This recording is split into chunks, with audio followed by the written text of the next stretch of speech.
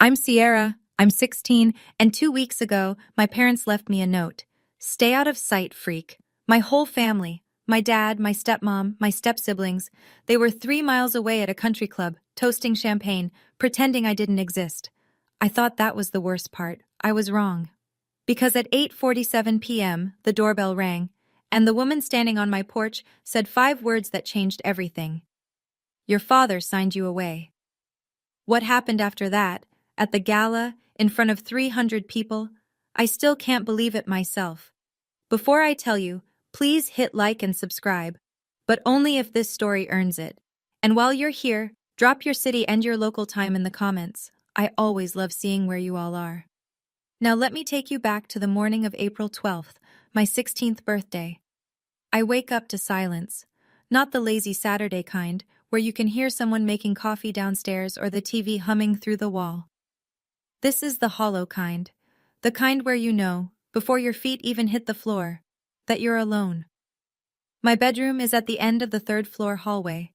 It's the smallest room in the house. No window facing the garden, no ensuite, no walk-in closet.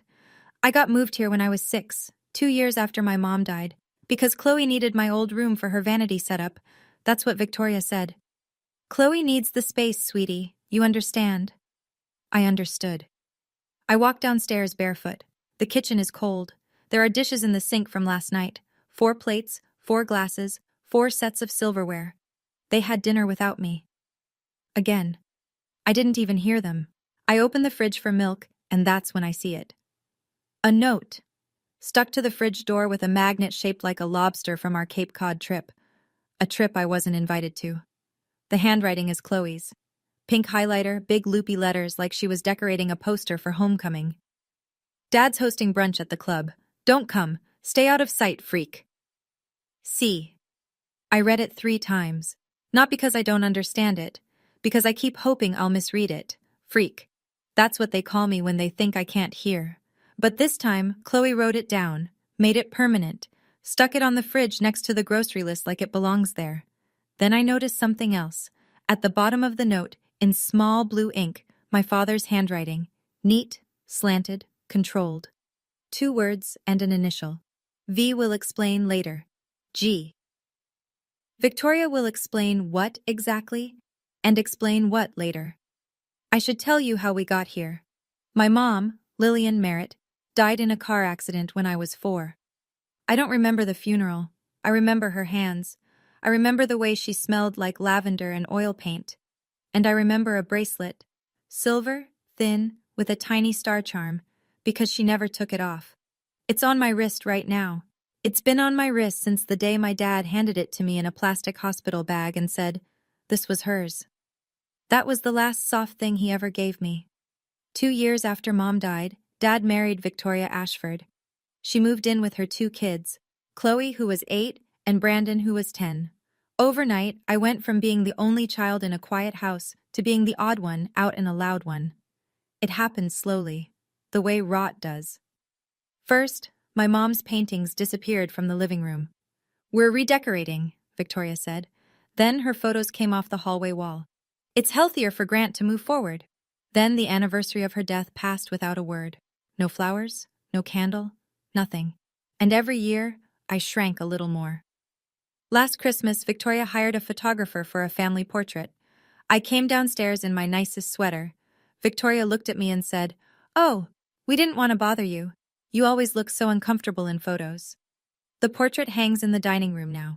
Grant, Victoria, Chloe, Brandon, 4 smiles, no Sierra. I told my dad it hurt. You know what he said? "Don't make this harder than it needs to be, Sierra." My mom left me this bracelet. My dad once tried to give it to Chloe for her junior prom. I hid it in my sock drawer for a week. But what I didn't know, what nobody told me, was that my mother left me something else. Something much bigger than a bracelet. I stand in the kitchen for a long time after reading that note. Then I do something stupid. Or maybe something brave. I'm still not sure which. I open the pantry, find a box of vanilla cake mix that's been there since Chloe's last birthday, and I make myself a cupcake. 1 cupcake. In a single ramekin, because I can't find the muffin tin. I stick a birthday candle in it, one of those cheap ones from the junk drawer, already half melted from some other celebration that wasn't mine. I light it with the stove, and I sing, "Happy birthday to you." My voice cracks on the second line. By the third, I can barely get the words out. I blow out the candle. I don't make a wish. I stopped wishing for things from this family a long time ago. I pick up my phone. No texts. No missed calls. Not from Dad. Not from Victoria. Not from Chloe or Brandon. Zero. I scroll through my camera roll because I don't know what else to do with my hands, and I find it. The only photo I have of my mother. It's blurry, taken on an old phone, maybe by a nurse. Mom's holding me. I'm maybe 3. She's smiling at the camera, and on her wrist, the same silver bracelet I'm wearing right now. I sit on the kitchen floor. I pull my knees up, and I cry. Not because of the note, not because of the party I wasn't invited to. I cry because I finally hear the thing I've been whispering to myself for 12 years, and for the first time, I let it be loud. I've been apologizing for existing in this house for 12 years, and no one ever told me to stop. The clock on the microwave reads 8:47 p.m. The doorbell rings. I almost don't answer it. I'm glad I did. I wipe my face with the back of my hand, toss the candle in the trash, and walk to the front door. I figure it's a package. Maybe a neighbor's DoorDash left at the wrong house. It's not. There's a woman on my porch. Late 50s maybe. Silver-streaked hair, pulled back in a low twist. Gray blazer over a white blouse, like she just came from court. She's holding a large brown envelope. Thick, the kind with a metal clasp. And her eyes are red. Not like she's been drinking. Like she's been crying. She sees me and goes very still. "You look just like her," she says. I don't know what to say to that. Like who? Your mother.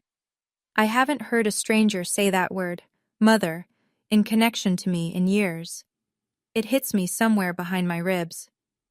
Who are you? My name is Dorothy Kessler. I'm an attorney, and I was your mother Lillian's closest friend. I've never heard this name, not once. Dad never talks about Mom's friends. Dad never talks about Mom at all. Dorothy glances past me into the dark house. Are you alone? Yeah. Something tightens in her jaw. She looks at the note still stuck to the fridge. She can see it from the doorway. She reads it. I watch her face change. Then she sits down on the porch step, right next to me, like she's known me my whole life. And in a calm, steady voice, the kind of voice that tells you bad news without making you feel small, she says, "Did your father ever tell you about your mother's will?" I shake my head. Your father signed away his parental rights this morning. He filed the papers at 9 a.m. on your birthday. Do you understand what that means? I don't. Not fully. It means, legally, he is no longer your father. And that triggered something your mother put in place 16 years ago. We sit at the kitchen table, the same one where 4 plates were used without me last night, and Dorothy makes tea. She moves around the kitchen like she's memorizing it, like she's angry at the walls. How long have you been looking for me? I ask. 12 years. She sets the mug in front of me. Your father changed his number 6 months after Lillian passed, moved from Stamford to Westport, told mutual friends you were at a boarding school in New Hampshire. I hired a private investigator twice. Dead ends both times. So, how did you find me now? Because your father made a mistake. When he filed the papers to relinquish custody, it triggered a flag, a legal alert your mother's attorney set up when the will was drafted. The moment Grant Merritt stopped being your legal parent, I was notified. I stare at the envelope on the table. What's in there? Dorothy opens it slowly. Inside is a stack of yellowed papers with a notary seal, a smaller sealed envelope, and a photograph I don't recognize. This, she says, holding up the notarized document, is your mother's original will. She made it the year you were born.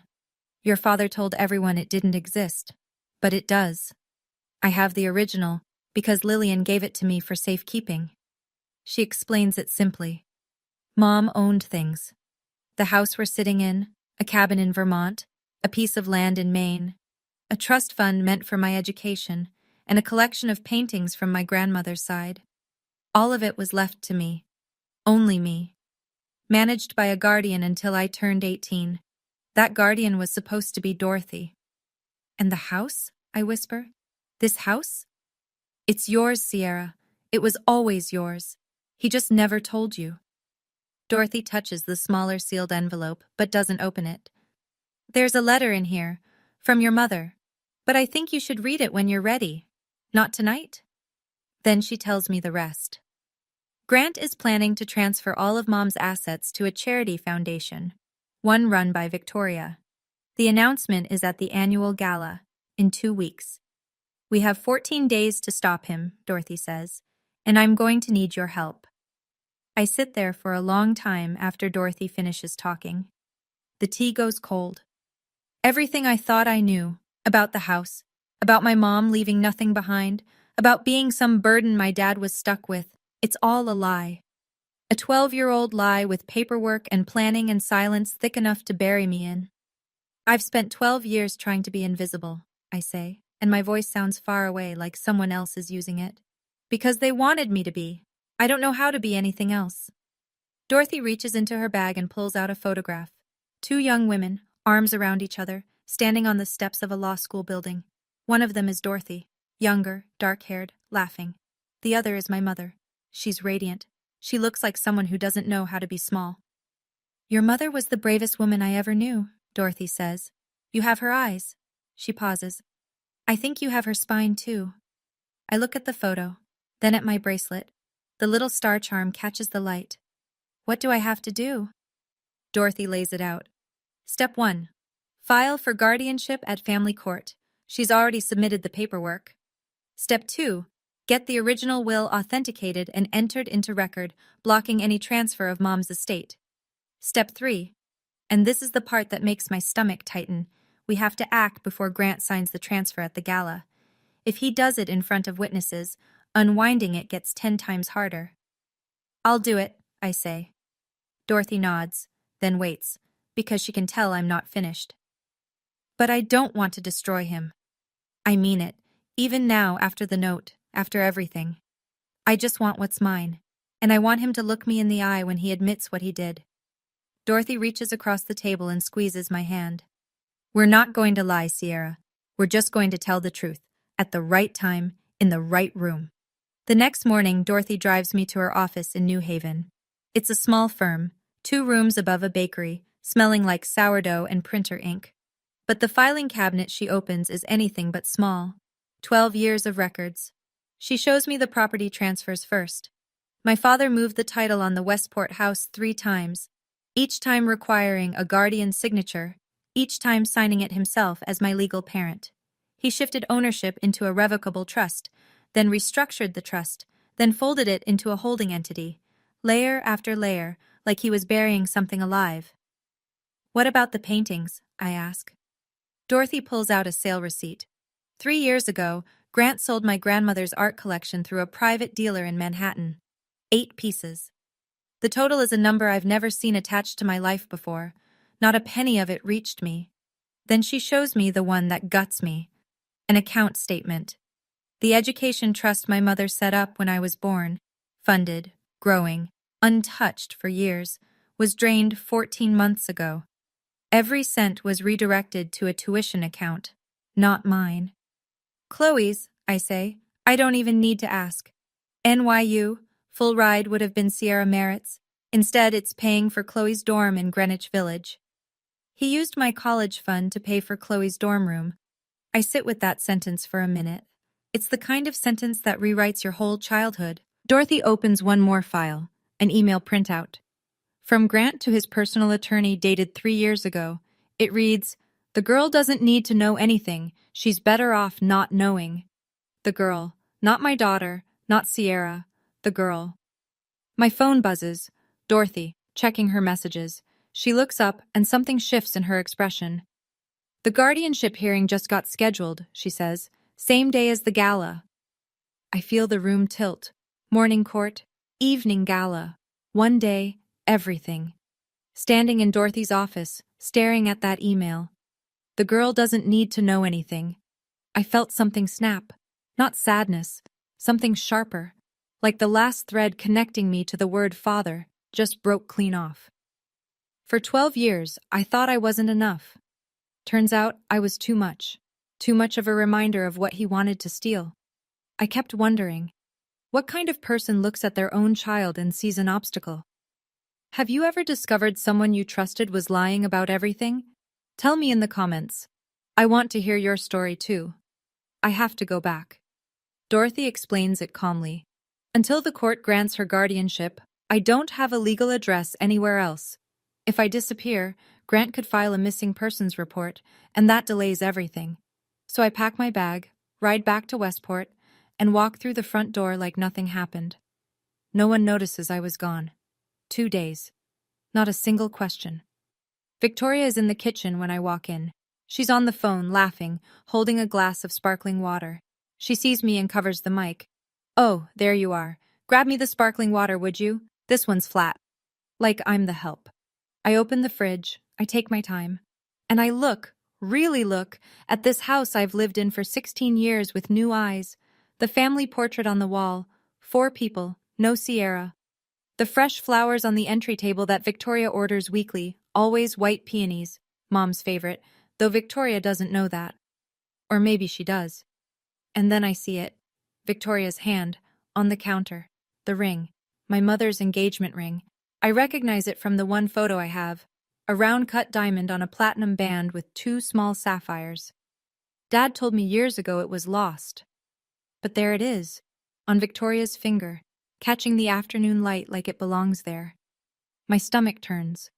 On the dining table, a pile of cream-colored envelopes, invitations. I pick one up. The Merritt Family Foundation Annual Gala. The logo on the front is elegant, a stylized L intertwined with a vine. I stare at it. That's my mother's monogram. I've seen it in her sketchbooks. Victoria took my mother's initial and made it her charity's logo. Chloe breezes past the kitchen. "Why are your eyes red? Were you crying again? God, you're so dramatic." I say nothing. Dorothy's voice in my head. "Don't let them know you know. Not yet." I put the sparkling water on the counter and walk upstairs. Slowly, like I'm made of glass. But inside, something is hardening.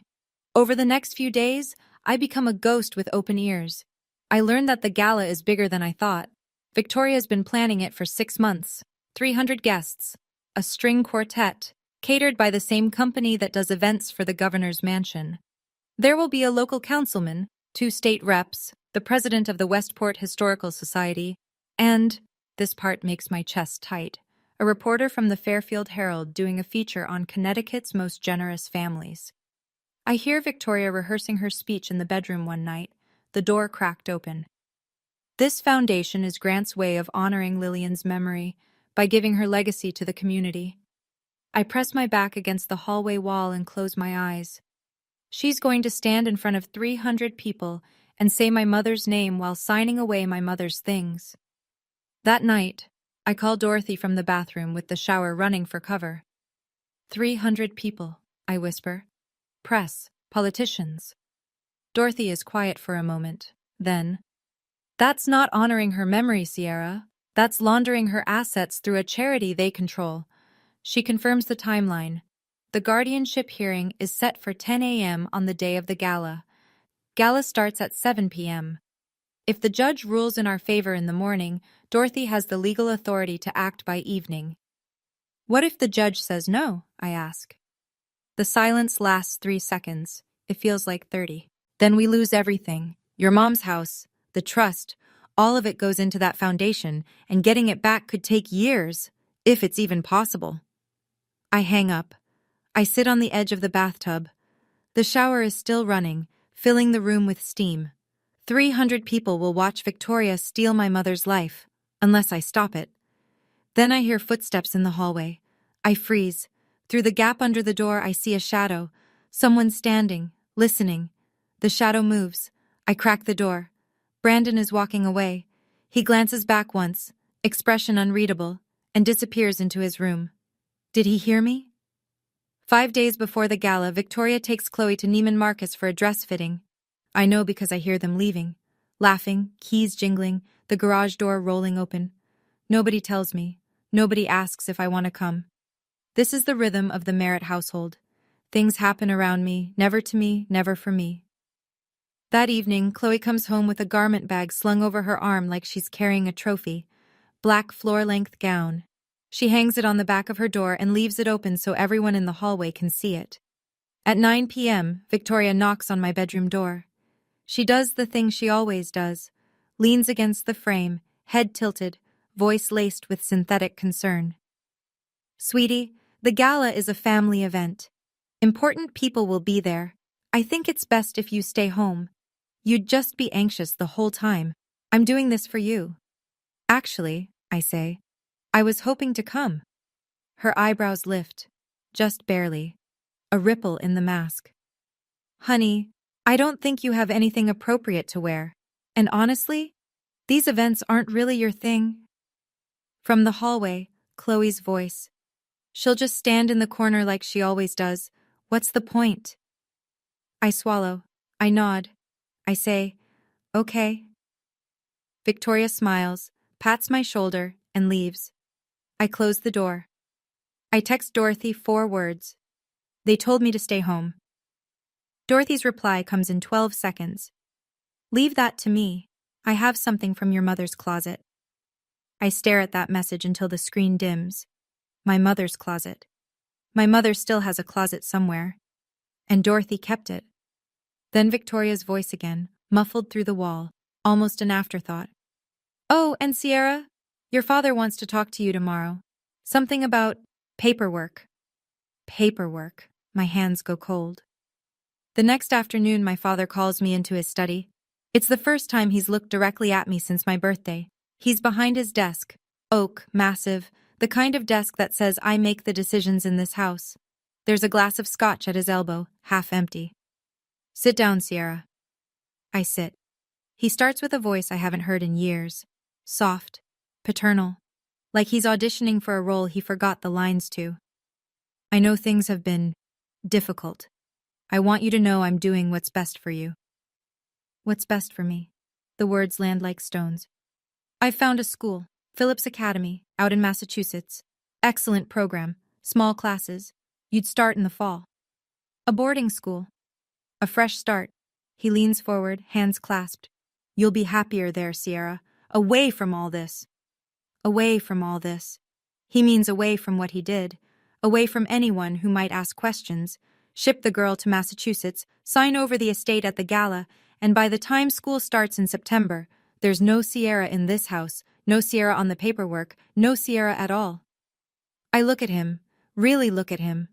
The graying temples, the pressed shirt, the faint tan from the club. He looks like a magazine ad for fatherhood. And it's all surface, every inch of it. He reaches across the desk and puts his hand on my shoulder. Trust me, I'm your father. The words come before I can stop them. Are you? His hand stiffens, his eyes narrow. I recover fast. I mean, are you sure this is the right thing? He pulls back, nods, smiles. That smile. I used to think it was warm. Now I see it for what it is. The smile of a man who's done the math and decided you're not worth the cost. You'll love it, he says. I promise. I stand up, and as I pass his desk, I see it. A stack of documents in a manila folder, half hidden under the Financial Times. The logo on top, Merritt Family Foundation. Below it, in bold, Asset Transfer Agreement. And a date. The night of the gala. I pull out my phone in the hallway, hands trembling. I photograph the folder through the study door, and I send it to Dorothy. Saturday, 4 days out. I tell Victoria I'm going to the library. She doesn't even look up from her phone. Dorothy's office looks different now.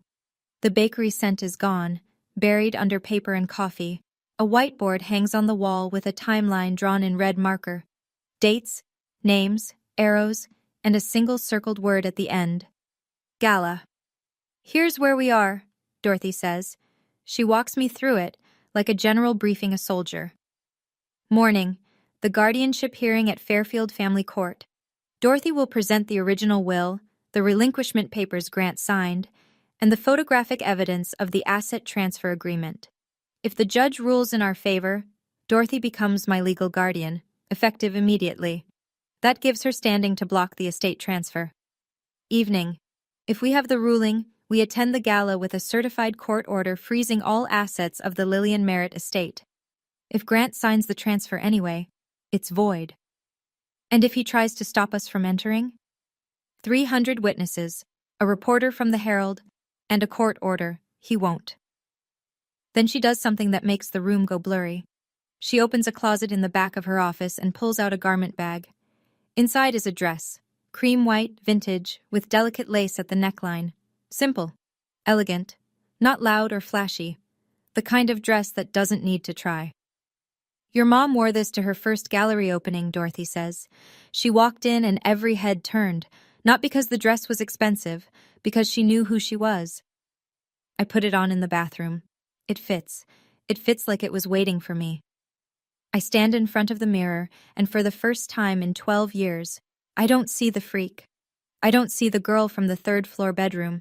I see my mother's daughter. Dorothy watches me from the doorway. She's holding the sealed envelope. Mom's letter. Read it when you feel strong, she says. Not before. I nod. I'm not ready yet. But I will be.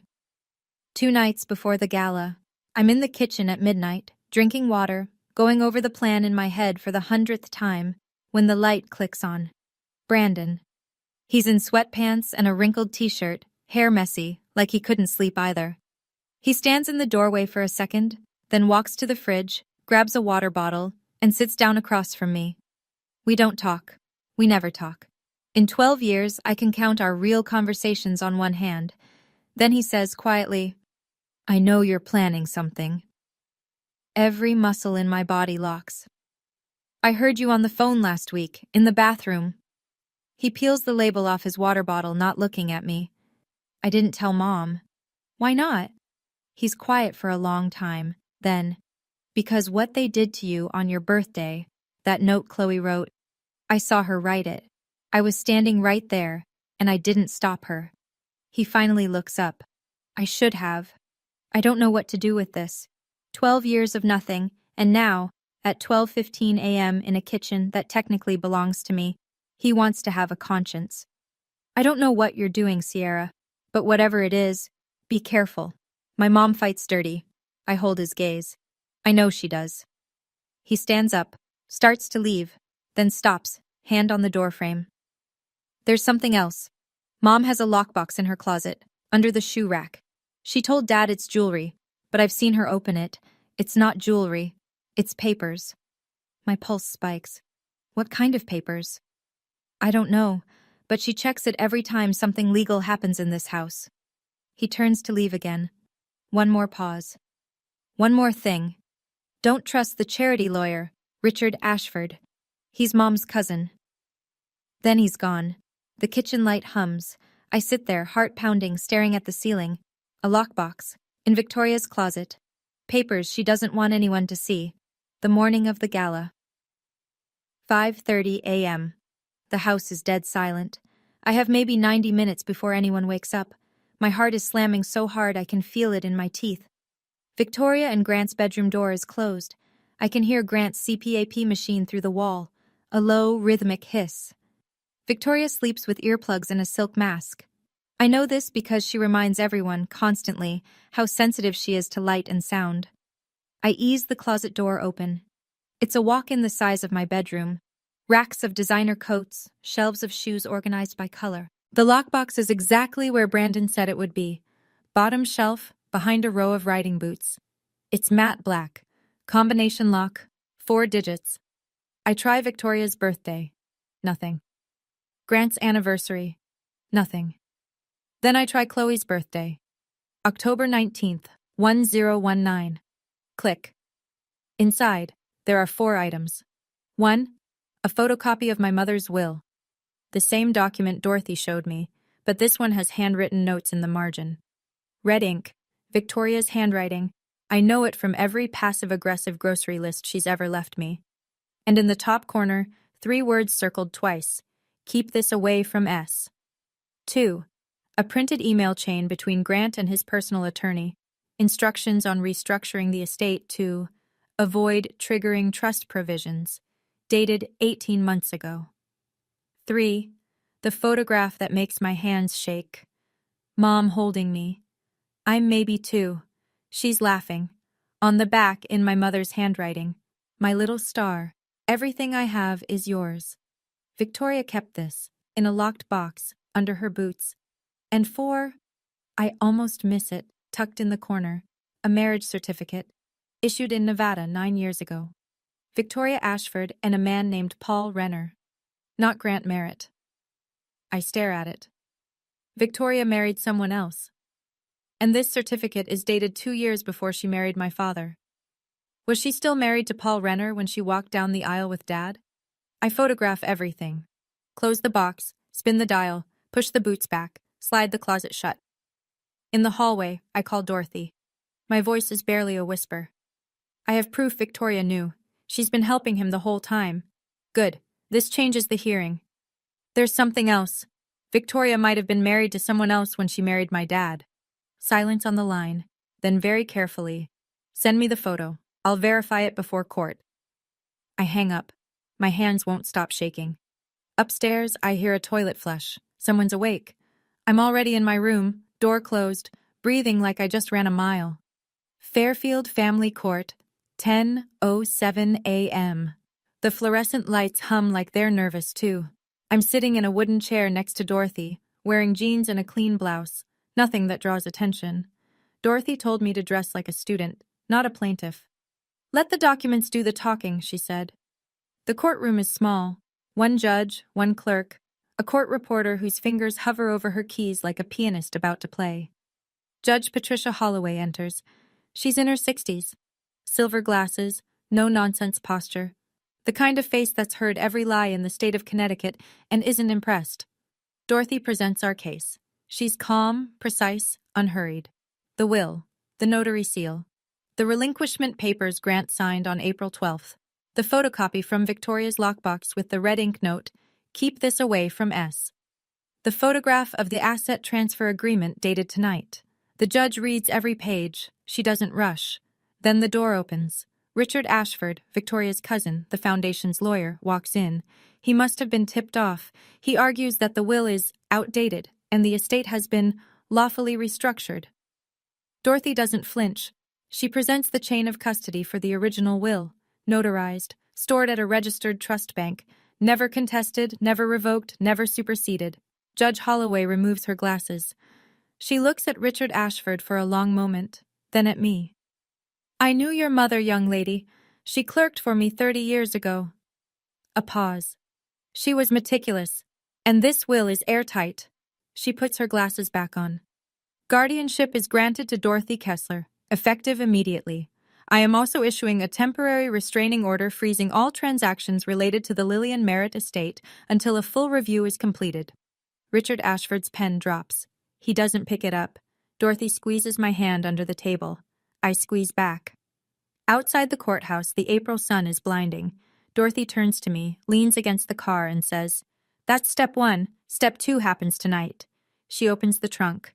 Inside, a garment bag, a pair of flats, and a brown envelope stamped with the court seal. "Are you ready?" I look at the envelope, then at the sky. "Yeah, I'm ready." Dorothy's apartment, 5:30 p.m. The gala starts at 7. I'm standing in her small bathroom, looking at a stranger. The dress, Mom's cream white dress, fits like a second skin. The lace at the neckline rests just below my collarbone. The hem falls right above my ankles.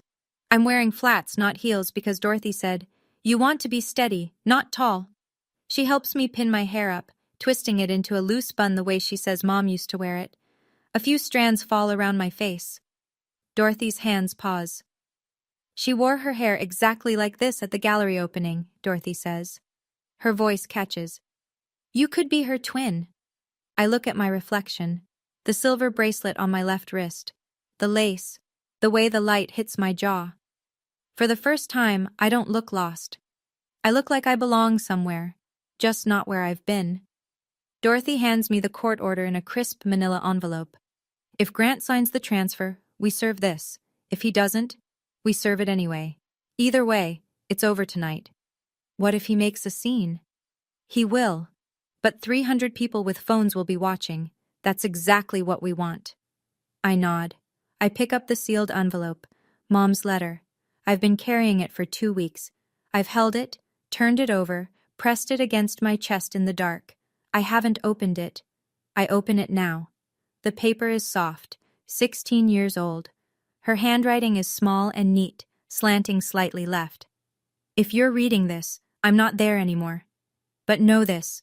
Everything I built for you. Not for anyone else. Not for your father. For you. If anyone ever makes you feel like you don't belong, remember, you are the reason I stayed up every night planning. You are enough, my little star. I fold the letter. I press it to my lips. On the drive to the country club, neither of us speaks. The sun is going down, painting the sky orange and pink over Long Island Sound. The car stops. I can hear the music from the parking lot. Jazz. Something smooth and expensive. The lot is full of BMWs and Teslas. I hold the letter in one hand and the court order in the other. Mom, I whisper. I hope you can see this. The Fairfield Country Club looks like a wedding venue on steroids. Crystal chandeliers hanging from vaulted ceilings. White tablecloths over round tables set for 10. Candles everywhere. The flickering kind, not the electric kind, because Victoria doesn't do tacky.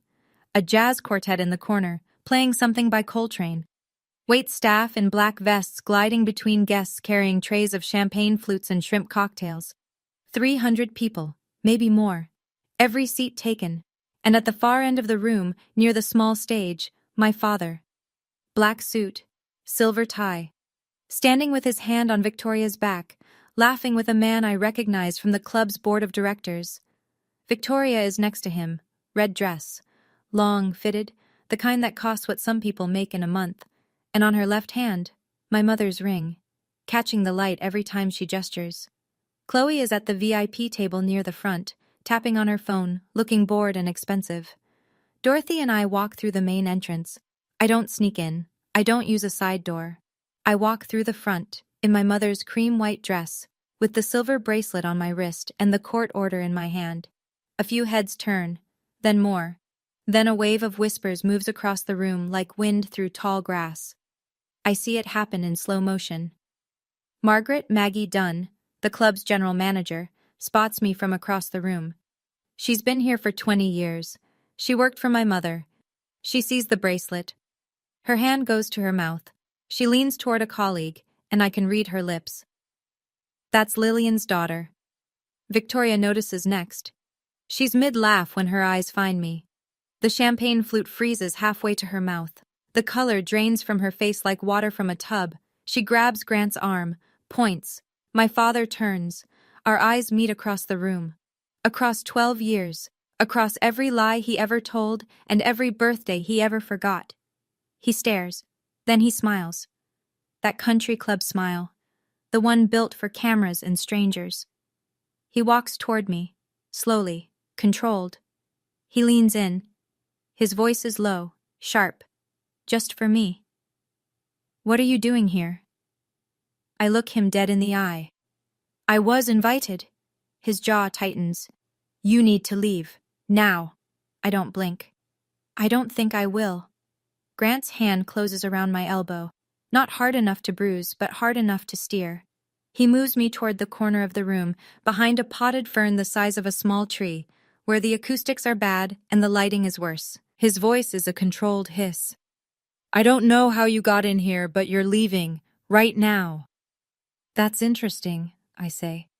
Because according to the court order issued this morning, I have more right to be here than you do. Something shifts behind his eyes. A fracture in the confidence.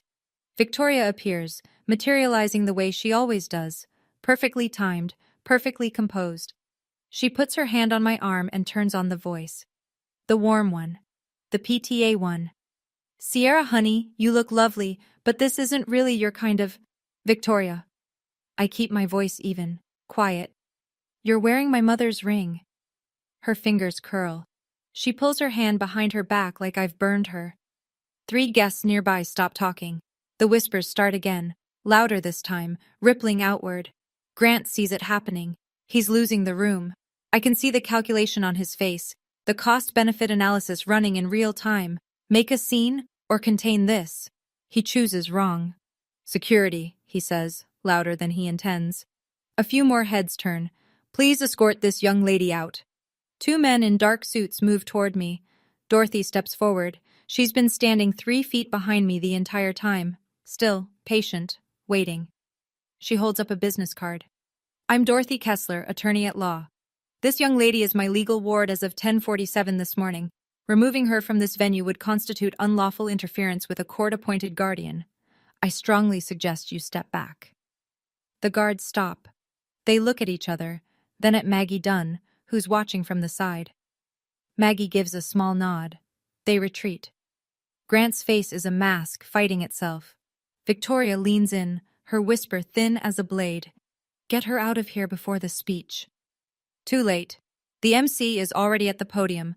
The spotlight swings. A voice fills the room. Ladies and gentlemen, please welcome our host for the evening, Grant Merritt. The room applauds. Grant straightens his tie. He has no choice. He walks toward the stage. I take my seat in the front row. Grant takes the stage like a man stepping onto a landmine and pretending it's a dance floor. The spotlight hits him. He smiles, that wide, practiced donor dinner smile, and waits for the applause to settle. Thank you all for being here tonight. This room is full of people who believe in something bigger than themselves, and I'm honored to stand with you. Polite applause. Victoria beams from the front table, hands folded, queen of the evening. Then he says her name. My late wife, Lillian, believed in giving back. She was an artist, a dreamer, and the most generous person I ever knew. My throat tightens. He hasn't said her name to me in years. But here, in front of cameras, he wraps it in gold. Tonight, to honor Lillian's memory, Victoria and I are proud to announce the Merritt Family Foundation, dedicated to arts education for underprivileged youth throughout Fairfield County. More applause, louder now. People nod. This is the part where rich people feel good about being rich. Grant picks up a document from the podium, the asset transfer agreement. I recognize it from the photo I took in his study. He holds up a pen. To fund this mission, I am personally donating the full Lillian Merritt estate, her properties, her art collection, her legacy, to the foundation, effective tonight. The room erupts, standing ovation. Victoria wipes a tear that I'm fairly sure isn't real. Grant signs, pen to paper, right there under the spotlight. 300 people clap like they've just witnessed an act of grace. I don't clap, I watch. And next to me, Dorothy doesn't tense, doesn't panic, doesn't reach for the envelope. She just smiles. Small. Certain. She leans over and whispers 4 words into my ear. Now it's our turn. The applause is still rolling when Dorothy stands. She doesn't rush. She buttons her blazer, picks up the manila envelope, and walks to the stage like she's done this 1,000 times. The MC tries to intercept her. She shows him something. I can't see what, and he steps aside. Dorothy takes the microphone. Excuse me. The room goes quiet. Not all at once. It's a slow drain, like air leaving a balloon. Heads turn. Phones come up. My name is Dorothy Kessler. I'm an estate attorney licensed in the state of Connecticut. I have a court order from Judge Patricia Holloway, issued this morning, freezing all assets of the Lillian Merritt estate. Silence. The kind you can feel on your skin. The document Mr. Merritt just signed is legally invalid. He has no authority to transfer these assets, because they were never his. Grant steps forward. This is ridiculous. Who let this woman... Dorothy doesn't raise her voice. She doesn't need to. These assets belong to Lillian Merritt's sole heir, as designated in her original notarized will, a will Mr. Merritt concealed for 12 years. She turns to me. 300 pairs of eyes follow. I stand. My knees are water. My spine is steel. I walk to the stage. I take the microphone. And I look at my father. My name is Sierra Merritt. Lillian Merritt was my mother.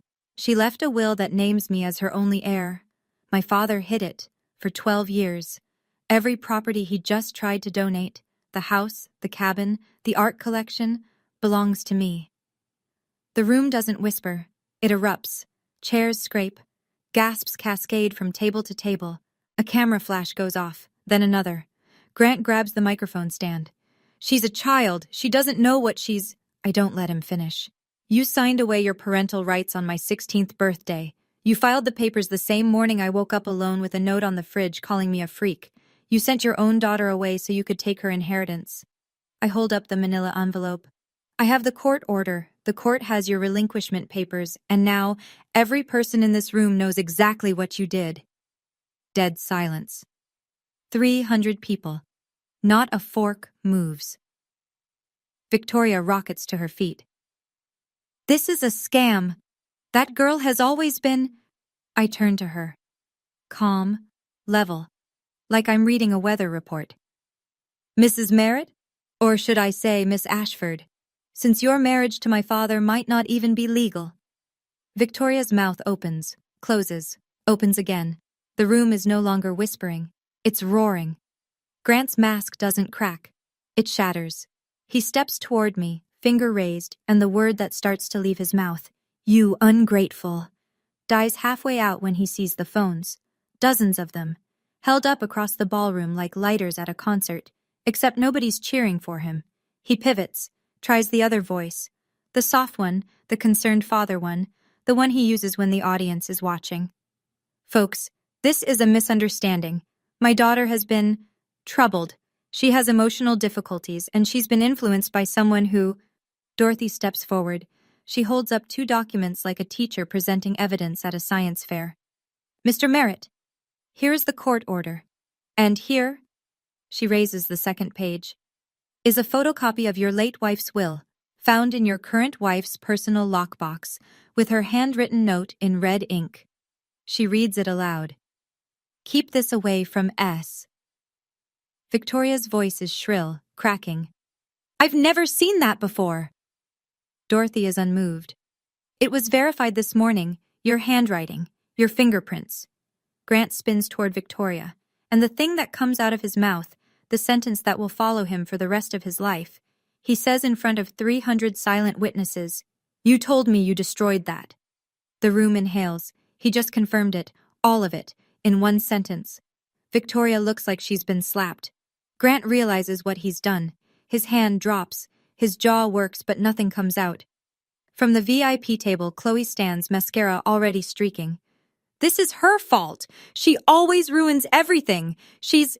Enough! The voice comes from the side of the room.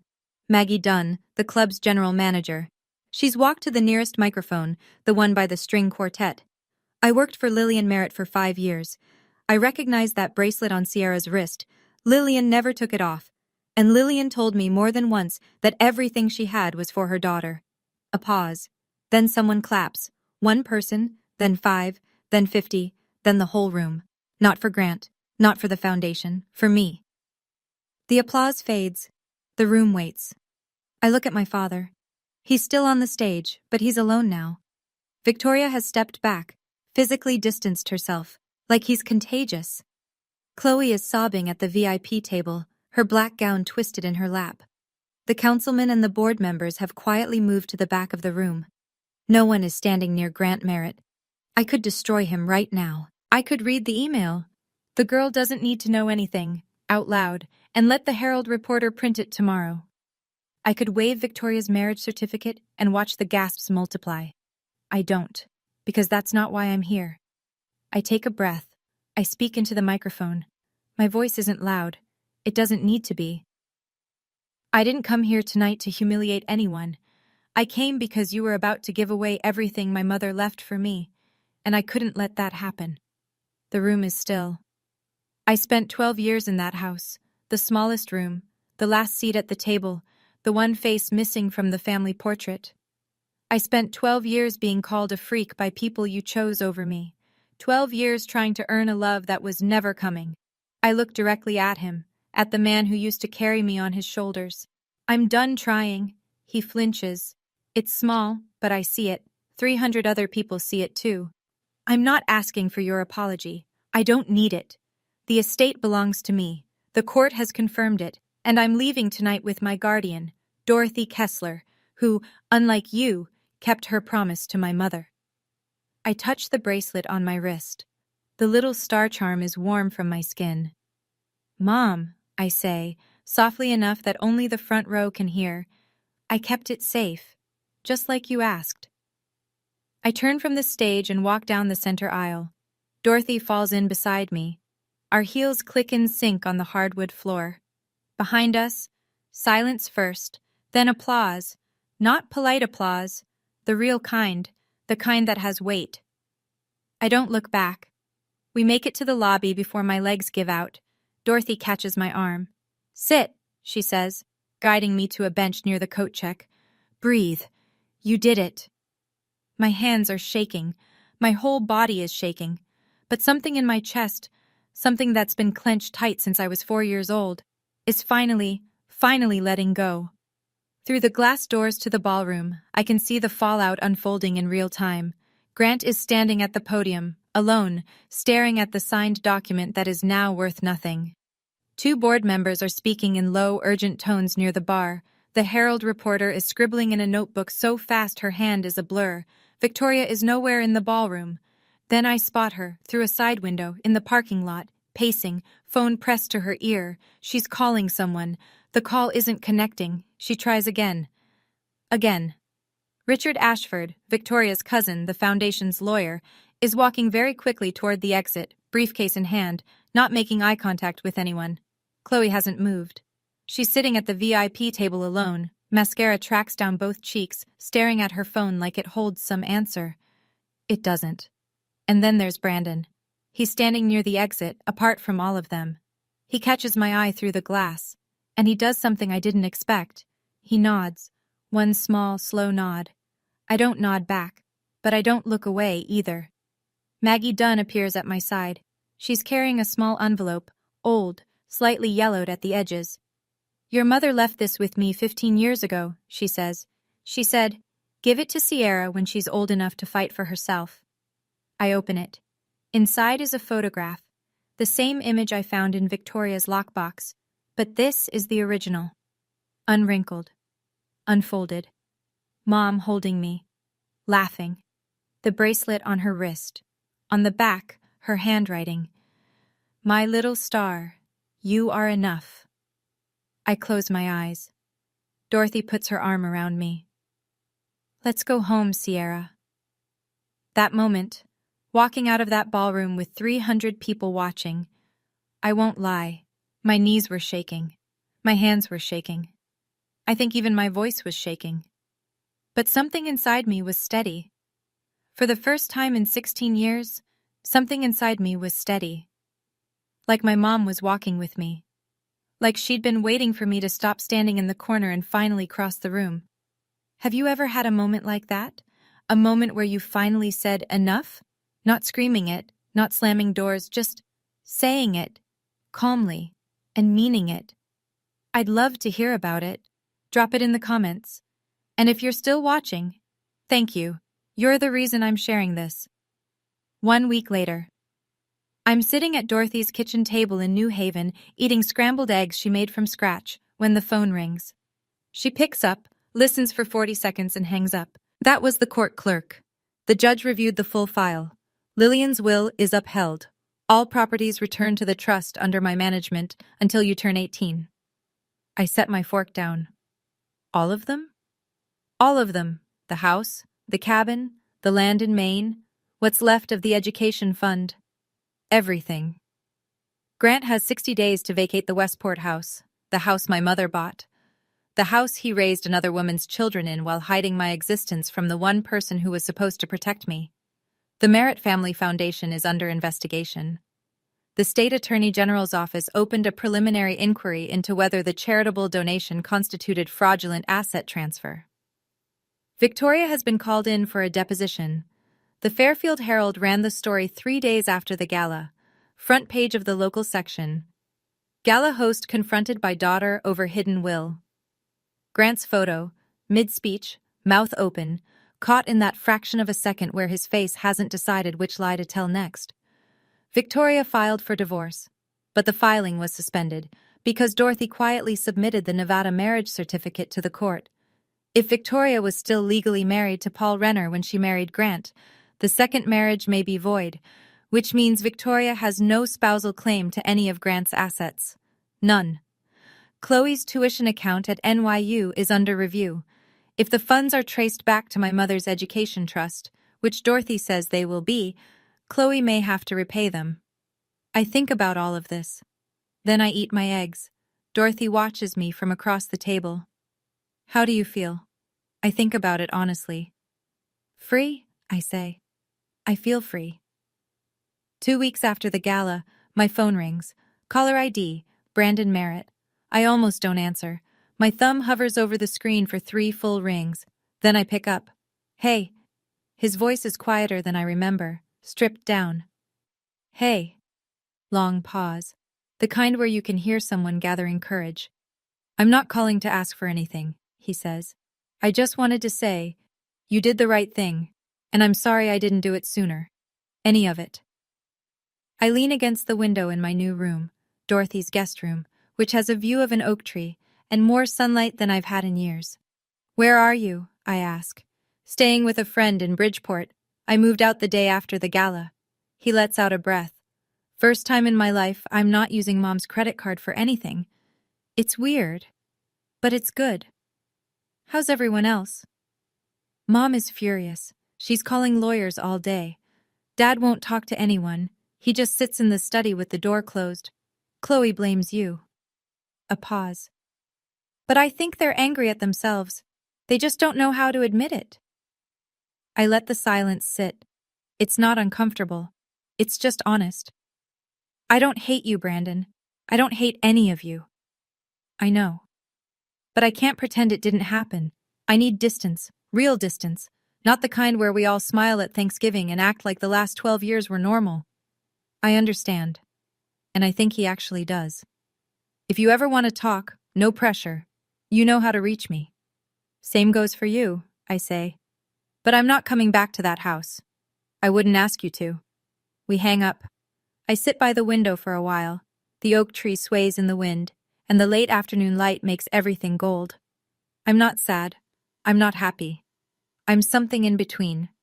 Something I think might be peace. A month after the gala, Dorothy hands me an envelope that arrived through her office. From your father, she says, through his attorney. I open it at the kitchen table. The stationery is thick. Grant Merritt's personal letterhead, cream-colored, embossed. Even now, he can't stop performing. I read it once, slowly. Sierra, I hope you understand that everything I did was to protect this family's reputation. Your mother's estate was complicated, and I made decisions I thought were best. I wish you hadn't made this public. It didn't need to go this far. Grant. I read it again. No mention of the note. No mention of the 12 years. No mention of the word freak written in pink highlighter and stuck to the fridge like a grocery reminder. No mention of my birthday. No mention of the bracelet he tried to give to Chloe, or the education fund he drained, or the email where he called me the girl. Not one word of apology. Are you going to reply? Dorothy asks. No. I fold the letter along its creases neatly, the way he'd want. He's still performing. Even in a letter, he's performing. Dorothy nods like she expected that answer. I open the drawer where I keep Mom's letter and set Grant's beside it. I don't rip it up. I don't burn it. I don't throw it away. I just put it down. And I walk away. Because that's what you do with things that no longer have power over you. You set them down. Then I notice something else inside the envelope, wrapped in tissue paper at the bottom. My mother's engagement ring, the round-cut diamond with the 2 sapphires, the one Victoria wore to the gala. No note, no explanation, just the ring. I hold it up to the window. It catches the light the same way it did on Victoria's finger, except now, for the first time, it looks like it's home. I slip it on. It fits. Mom's letter, Mom's dress, Mom's bracelet, Mom's ring. Piece by piece, she's coming back to me. 6 months later. I'm sitting cross-legged on the floor of Dorothy's apartment in New Haven, painting. Not anything good. I'm still learning. Right now it's a bowl of oranges that looks more like a pile of softballs. But the brush feels right in my hand. the same way it must have felt in Mom's. Dorothy hung my first painting, a watercolor of the oak tree outside my window, on the living room wall, right above the couch. She didn't ask permission. She just did it, the way you do things for people who belong in your home. I go to a new school. It's smaller than Westport, no lacrosse team, no college counselor with a waiting list. But I have friends for the first time. Real ones. 2 girls from my art class who don't know a thing about the Merit Gala, and I like it that way. The Westport house is under the trust now. I haven't been back. I'm not ready. Maybe next year. Maybe never. Dorothy says there's no rush, and I believe her. The cabin in Vermont, that's different. Dorothy and I drove up last weekend. It's small, tucked into the Green Mountains, with a porch that faces east so you get the sunrise. When I walked in, I stopped breathing. Mom's paintings were still on the walls. Grant never came here. He never touched this place. It was like stepping into a room she'd just left. Her brushes were still in a coffee can on the windowsill. Her hiking boots were by the door. I sat on the porch for 2 hours, wrapped in a quilt that smelled like cedar, watching the trees turn gold and red. On my wrist, the silver bracelet. On my right hand, Mom's ring. "She would have loved seeing you here," Dorothy said from the doorway. "I think she can see me, wherever she is. I think she's been watching this whole time. I'm 16 and I'm starting over. That should feel scary. It doesn't. It feels like breathing. People ask me if I regret it, if I wish I'd done it differently, quieter, more private, without the stage and the spotlight and the 300 witnesses with their phones out. Honestly? No. Not because I wanted to embarrass anyone, but because silence was what kept me trapped for 12 years. My father counted on my silence. Victoria counted on it. Chloe counted on it. They built an entire life on the assumption that I would keep being small, keep being quiet, keep eating alone in the kitchen, and sleeping in the smallest room, and pretending that "don't make this harder than it needs to be" was love. It wasn't love. It was control. And the only way to break it was to say the truth out loud. In a room full of people, where no one could rewrite it. I learned something on that stage. You don't need someone's permission to exist. You don't need to earn the right to be seen. And you definitely don't need to shrink yourself so other people feel bigger. I also learned something about family. Family isn't blood. It's not a last name or a Christmas portrait or a seat at a gala table. Family is the woman who drives 12 years to find you. Family is the person who keeps your mother's dress in a closet because she believes someday you'll need it. Family is a quilt on a porch in Vermont and a painting hung on the wall without asking. Dorothy is my family.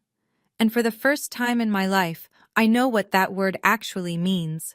So if you're out there, if you're reading this in a house where you feel invisible, where the people who should love you make you feel like you're too much and not enough at the same time, I want you to know something. It's not you. It was never you. You don't owe your silence to people who wouldn't give you theirs. And you don't have to wait until someone finds you. You can find yourself. This morning, I stood in front of the mirror in my room. My room, with the oak tree view and the paint-stained desk, and the door I can close whenever I want. Mom's cream-white dress hangs on the back of the closet door.